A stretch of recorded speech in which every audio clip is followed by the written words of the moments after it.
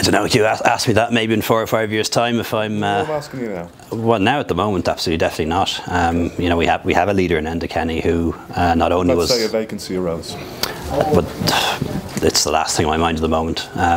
Particularly with the job that I have at the moment, trying to get a handle on the health service. I really want to get stuck into that. In the future, maybe? Like I say, in 4 or 5 years' time, if I'm still around, ask me that question and I'll give you a straighter answer at that time. But you know, between now and then we have a general election, and I represent Dublin West, which is a very volatile constituency that absolutely loves ejecting TDs. Quite a number of high-profile people have lost their seats in Dublin West, and I'm taking nothing for granted in that regard. Would you like to be Taoiseach?